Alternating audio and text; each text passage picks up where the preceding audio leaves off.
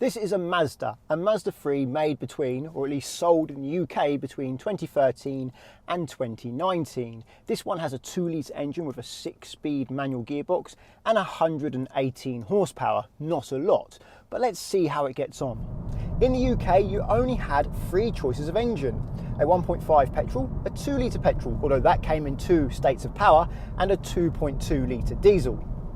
There is plenty of trim levels available. This is the high level Sport Nav. There's many other lower models available as well. I don't want to go into them and bore you with all the details. I'm sure you can check that out on Parker's, or just Google it and find out what you get in each model. But this model is pretty good. It's got, well, pretty much everything you need. Dual zone climate control, cruise control, automatic headlights, automatic wipers, a really nifty pop-up heads-up display, which is actually quite neat. It's really quite nice driving along and having the speedo in mid-air, although it is projected onto a glass. It does keep your eyes on the road more. This nice touchscreen with this wonderful wheel down here. Very easy to use, these controls, much easier than a touchscreen. I called it a touchscreen, that's just out of habit. It's not actually a touchscreen. Yep, touch does nothing at all. It's just what I call screens these days. You also get heated seats and a leather interior, this nice fetching black leather with red stitching, which is very comfortable. Let's see now. I'm going to pull over.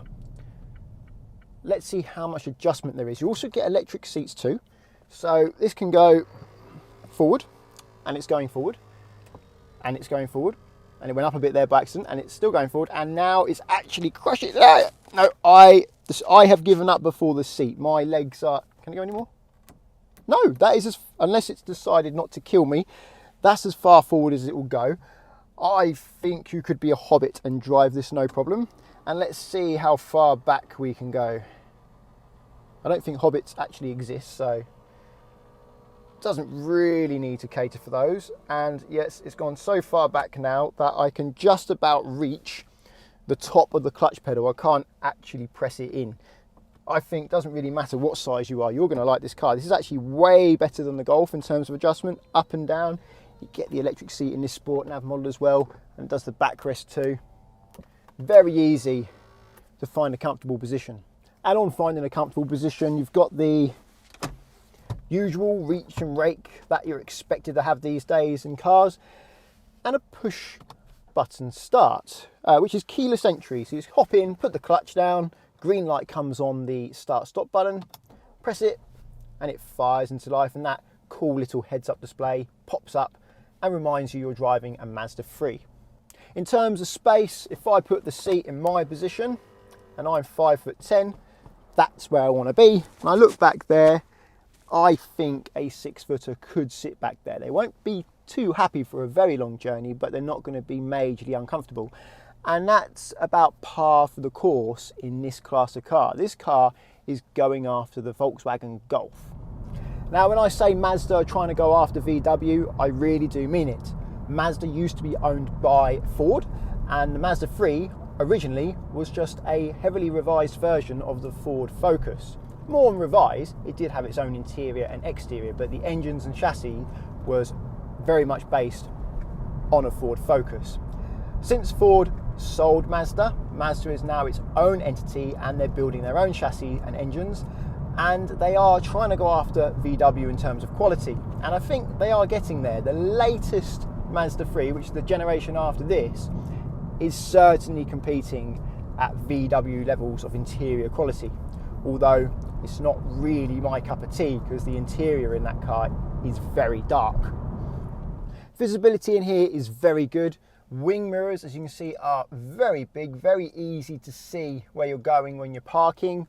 On both sides, lift your head up a little bit. There's not even really any need to lower the wing mirrors when you're reversing. Just lift your head up, you can see the ground. The front gives you a nice view. Quite bright in here as well with the light coloured headlining, and it's not too bad out the back. With the parking assistance, it has front and rear. Parking is actually, I find it very easy. Now I'm going to talk about its performance and handling, and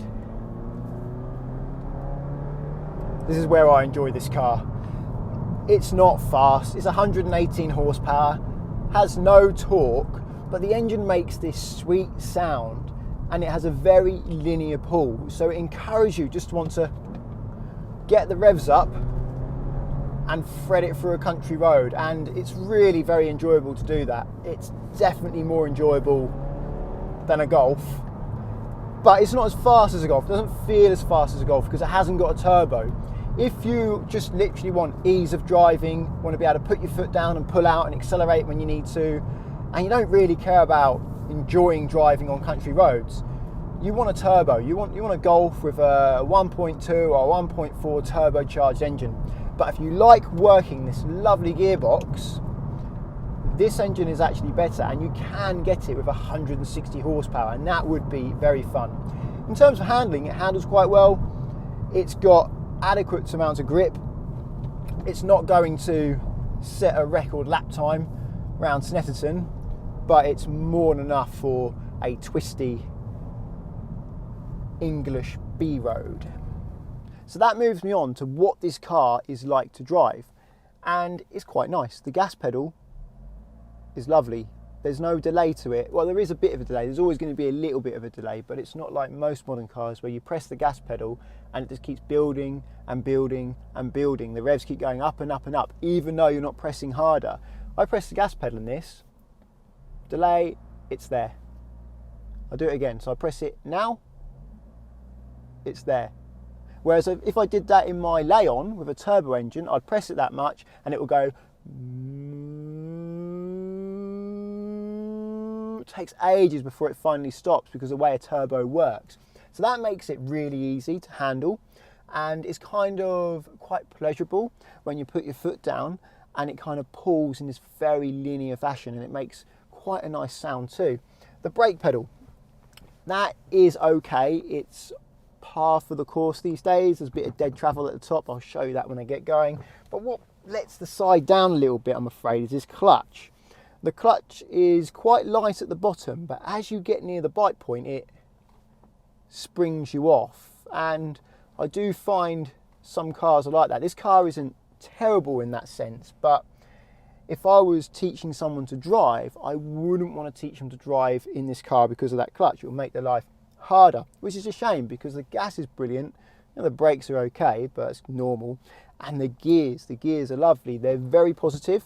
They kind of clunk into place with a very positive, it's a cliche, everyone says it, bolt rifle action. I've never used one, but it feels nice, and there's very little wiggle in it when you're in gear as well. It tends to stay put. And the handbrake, very nice as well, placed completely in the correct place, really easy to pull up, just where you're strong, your arm is strong, and it's not heavy either. Let's get driving now, let's see. So, in first gear, the bite point is very nice in terms of moving away. It's just a shame the pedal gets a bit springy near it. You need to get some practice. Changing gears, I said, is nice, and the gas pedal, it just makes you want to rev this car. When you drive this car, you want to rev it, and that doesn't do good for your fuel economy. I've been getting about 30 to the miles, 30 to the gallon out of this for 118 horsepower. That's not too good, but I have driven it without revving it, and I've kept the revs low, and it does do in the 40s if you're sensible. And if you're wondering what I mean by the brake pedal being par for the course these days, well, there is dead travel. I can press the brake pedal about that much with nothing happening. And when I say these days, to be fair, that's not just these days. Brakes have always been like that. You need big fixed calipers on a Porsche to get the pedal working from the top. But the problem with brakes in the last 20 years, it was certainly the early noughties when this started to happen, was they became over-assisted. So when you do get to that bite of the brake, you don't feel it. Therefore, you kind of have to really feel the car slow down. There's no real feel in the pedal, which is a shame, because when you have a car where there's feel in the pedal and you can feel it's a bit firm when your brakes are biting, it's much nicer and easier to drive, takes less thought, less concentration. It's a more natural experience. Something I really like about this car is the ride quality. It's comfortable, it's very rounded, it rounds off the bumps, yet it does have a little bit of finesse as well. It's a bit dynamic. You can take it through the corners without it rolling all over the place. So they've done that really well. Mazda have done a very good job with this chassis. I do like it. So I guess if you want a car that's no nonsense and you don't have to try very hard at all to drive it, I would stick with a Golf. But if you like doing this and waiting and letting the revs build and that linear pull carry on right the way around the 6,500 RPM, I like this car. This car's the fun car. Even if it is a little bit slow. Now I nearly brushed past this one. Reliability, quite important. These cars are incredibly reliable and it's a massive plus mark for it over the Golf. I would say these are more reliable than the Golf in my experience. And when I say Golf, I don't just mean Golf. I do mean Volkswagen Golf, as I said. Sorry, I just lost my concentration here because someone has started reversing due to a hearse. So I best reverse. Wasn't expecting them to because I didn't think that was really needed. But anyway, what was I saying? Oh yes, when I'm talking about Golf, I'm not just saying Golf, I mean Seat Leon, Audi A3 and Skoda Octavia as well. They're all a Golf, just badged and sold as different products with a different interior and a different exterior. So if you want a Golf, you can choose between those four. It just comes down to price and your preference in looks and interior quality. Something else I really like about this car, rev matching.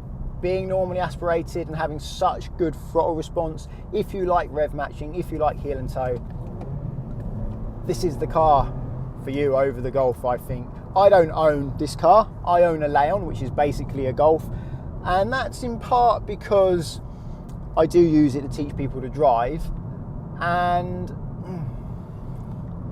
having said that, I do rather like a punchy turbo engine. It does have its advantages, but I also own a sports car, so I have a sports car, so then having the everyday car, well, I like it to be a bit more everyday and I'm not so interested in it being sporty to drive. But if I only had one car, I would be looking for something that kind of did both, and the Mazda 3 would be very high on my list. It may be the one I'd pick.